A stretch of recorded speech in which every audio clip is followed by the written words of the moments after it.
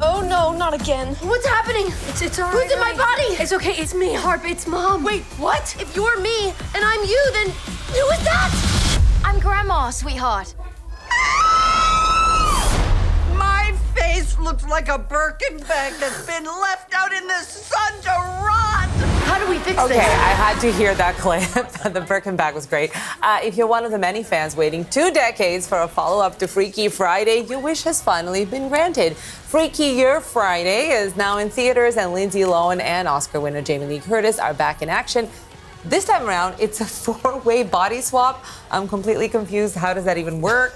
Jackson Weaver, however, understands it all. He joins me now with his Friday film review. 20 years? How is that even possible? More than 20 years. More than 20 years. Okay. Well, Jamie Lee Curtis, Lindsay Lohan. It's got all the essential ingredients and a few Canadians, I understand, along the way.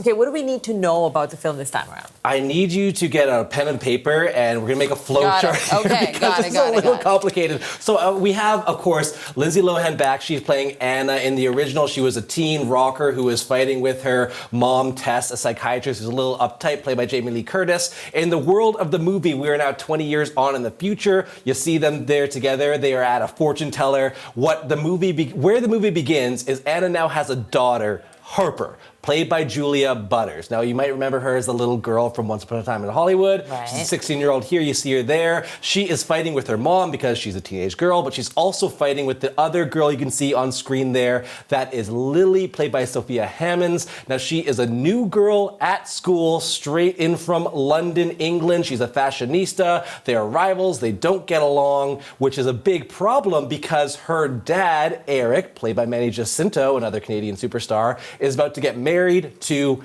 Anna, and at the same time, Lily doesn't necessarily really like Tess because, I don't know, we need more controversy to go on screen. So everyone's fighting with everyone else. That's when, as you can imagine, the chaos ensues, the magic comes in. Anna swaps with Harper, Lily swaps with Tess, and as you can see in this clip that we have here coming up, things kind of go off the rails in a way that I think you can predict. Let's watch.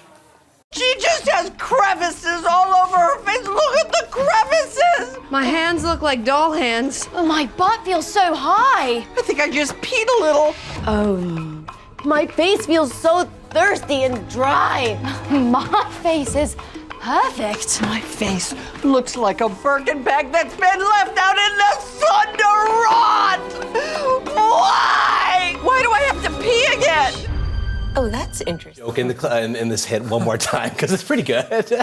She's great. Yeah. Jamie Lee Curtis, really, her lasting power just like never ceased to amaze me. It has, I know that in your written review, you've alluded to the sort of sun-drenched feel about it. I see what you mean. It's literally a very sunny looking movie, which Brightly lit. brightly lit, which maybe we need in these dark times. You've alluded to that as well in your review. Now, as we mentioned, we have a few new names, including a new director, obviously Lindsay and Jamie Lee.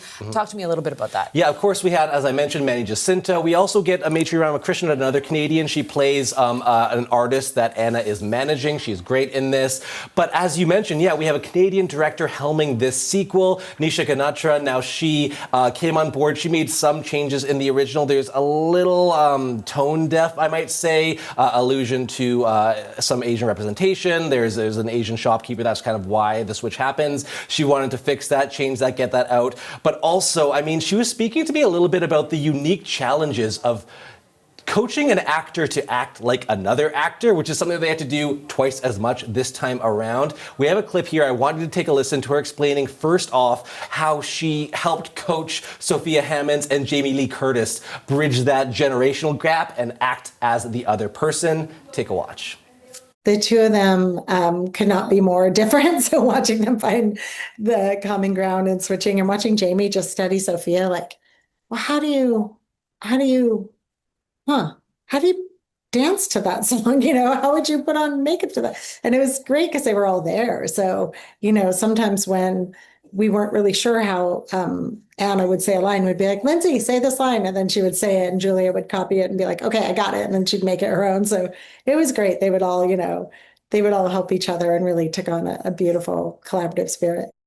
So that collaborative spirit's a little bit new, of course, new names, more swaps, but in essence, this is the Freaky Friday you kind of know. Okay, I'm getting a sense you like this, and I know like you and I talk a lot about horror movies and darker fare. Yes. This is a very brightly lit movie in every way. Does it measure up to the original, which we both remember? I mean, in a surprising degree, it absolutely does. And it is very brightly lit. I've seen some criticism around it being like almost like a Disney movie, like a Family Channel original movie just for the big screen. And it kind of is, but I think that is something that is very much desired right now. I mean, all of the remakes and reboots we have, there's How to Train Your Dragon, there's Lilo and Stitch, there's The Naked Gun, there's Jurassic Park, there's Tron again, there's the Smurfs movie. I could keep going. I think there's 20 more of them. And there's something that we've been talking about in our unit about the return of the recession pop, the music of the early 2000s to the early 2010s, in which we just wanted to dance the night away. You don't necessarily want to think about how unpredictable and scary the real world is. I think we're getting similar things in movies. They're not surprising. They're very predictable because we want to be able to feel like we can predict something. That paired with Jamie Lee Curtis being phenomenal once again, and just the emotions that you expect being delivered and the jokes being good. It's a good escapist film, and it's a good sequel to what you already knew. It does what it says on the tin, and that's all we can really expect from it. Okay, all those things said, what's your rating? I think we have a cool graphic here, so I want to see if it's going to come up. Yeah, here it is. Okay. We get a 3.5 out of 5. Totally solid. It's not going to change your life, but we don't want it to. We just want it to be good. We want to see Lindsay Lohan and Jamie Lee Curtis screaming, and we get a new original song as well. So all that is a pretty solid flick for your Friday. And I really do encourage people to read your review because you take a deep dive into this recessionista pop culture moment that we're having and why people actually need it. Jackson, I thought that we could swap around for this moment, that you could anchor and I could do the review. But considering I haven't seen the movie, this is probably better. Always a delight having you. It's so much fun being here, and I don't know if I could take a swap, so I'm going to stay in my seat. You could do it. That's CBC's Jackson Weaver.